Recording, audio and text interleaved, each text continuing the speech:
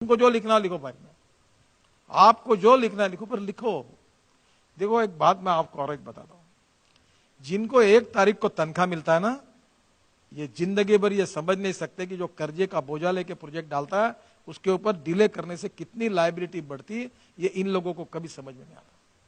जो बैंकों से 11-11, 12-12% पे हजारों करोड़ के प्रोजेक्ट डालते हैं और 3-3 महीने फाइल दबा के बैठते हैं, उसके कारण उस प्रोजेक्ट का वायबिलिटी चली जाए, कितना नुकसान होता, ये वही समझ सकता जो बैंक को कर्जा चुका रहा है। लेकिन जो सैलरी कमाते हैं, जैसे हम लोग हैं, मिडिल क्लास के लोग हैं, हम तो ये कहेंगे कि भाई जो बड़े आदमी हैं वो तो बैंक लोन लेते हैं, वापस भी नहीं देते हैं, वो माफ हो जाते हैं, वो लंदन चले जाते हैं और हम रह जाते हैं बस इनकम टैक्स देते हैं। Honesty of the middle class, we paying the price for it, उल्टा भी बोल सकते हैं।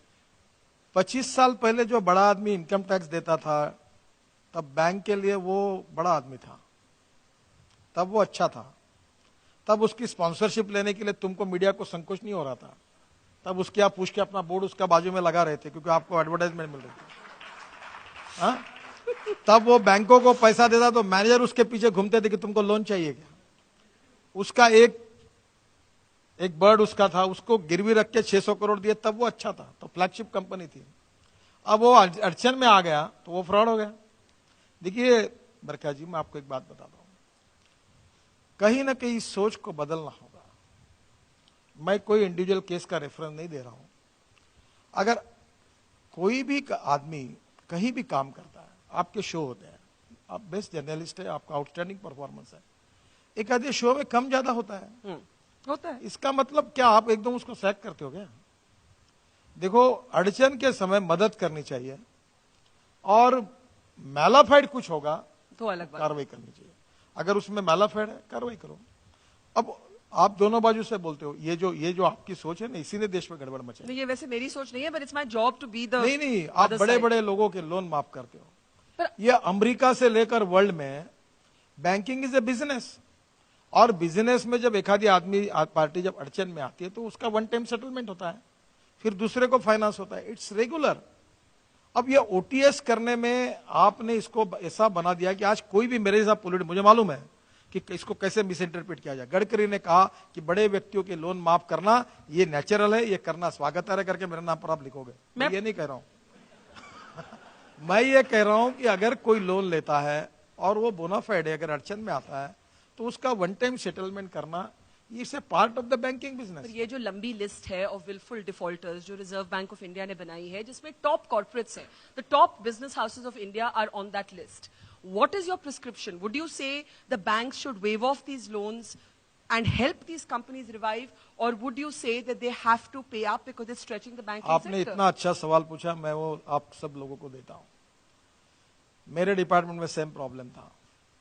कौन सा प्रॉब्लम था? यही था। हाँ। 3,85,000 करोड़ फंसा हुआ था, बैंक अकाउंट एनपीए हो रहे थे। अब आपको नाम बता रहा हूं, एल&टी के चेयरमैन मिस्टर नाइक मेरे पास आकर कहे, सर सॉरी, एल&टी का निर्णय बोर्ड में हुआ है, इसके बाद एक भी प्रोजेक्ट नहीं करूंगा, जो हुआ बहुत नुकसान में गया हो सर, माफ करना, ऐसा कह के गए। ऑल कंपनीज आई थी, अच्छी कंपनी सब प्रॉब्लम में आई थी। मैं हमारी सरकार ने वित्त मंत्री और प्रधानमंत्री की मदद से मैंने 3,85,000 करोड़, आज मैं आपके सामने कह रहा हूं और मैं आत्मविश्वास के साथ कह रहा हूं, इसमें अहंकार और एरोगेंस नहीं है, नम्रता पूर्वक बताता हूं। आज मेरे डिपार्टमेंट में आप मुझे बताओ एक प्रोजेक्ट का नाम कि कौन सा एनपीए है।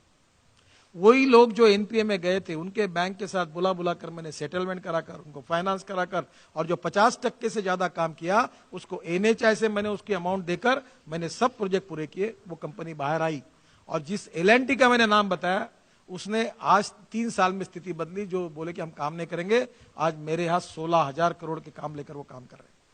सब लोग काम को लगे, एनपीए चला गया, लोग लाइन में आ गए। मेरा कहना यही है कि जो लोग ये लिस्ट रिजर्व बैंक ने की है, इनको अगर ठीक मदद होती है और करेंगे तो जैसे हमारे एनएचआई के रोड कॉन्ट्रैक्टर बाहर आएंगे, वैसे स्टील इंडस्ट्री है, बाकी भी इंडस्ट्री के लोग बाहर आ सकते हैं। इस समय उनको ऑक्सीजन देने की आवश्यकता है। जब पेशेंट सीरियस होता है, आईसीयू में होता है, तब उसको ऑक्सीजन देना पड़ता है, सलाइन देना पड़ता है। अब उस समय उसका ऑक्सीजन निकाल दो, उसके सलाइन निकाल दो, उसका हाथ खींच दो, उसको बाहर भेज दो, मरेगा नहीं क्यों? जब उसकी तबीयत खराब है तो उसको मदद करो, अच्छा हुआ तो घर भेज दो। प्रॉब्लम यह है कि अड़चन वाले व्यक्ति को जो, और दूसरा इसके पीछे सब लोग डिसऑनेस्ट नहीं है। ये जो बड़े बड़े लोग हैं, इनका नाम जब कई पेपर में छपता है तो एक बड़ा व्यक्ति मेरे सामने आंखों में आंसू लगे, बहुत बुरा लगता है। ऐसा लगता है कि बिजनेस बेच देना चाहिए और बैंक का लोन दे देना चाहिए। ये सब लोग बेईमान और भ्रष्ट नहीं है।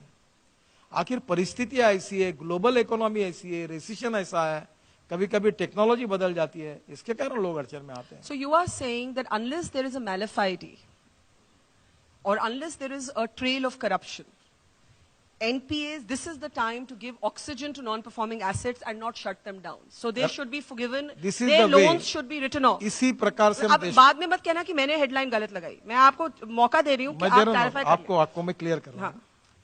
जो लोग बोनाफाइड है, जिन्होंने कोई फ्रॉड नहीं किया है, जिनके पास कोई किसी प्रकार की उनके ऊपर कार्रवाई नहीं हुई है, जो 25 साल से अच्छे रिकॉर्डर थे, जिनका ब्याज देते थे, बैंक में इंटरेस्ट देते थे, उनका रेपुटेशन अच्छा था, उनका बैंक अकाउंट अच्छा है, इनका ट्रैक रिकॉर्ड अच्छा है, वो लोग अगर आज अड़चन में हैं तो जरूरी है कि अड़चन के समय उनको मदद करना, ताकि फिर से उनका बिजनेस लाइन पर आए।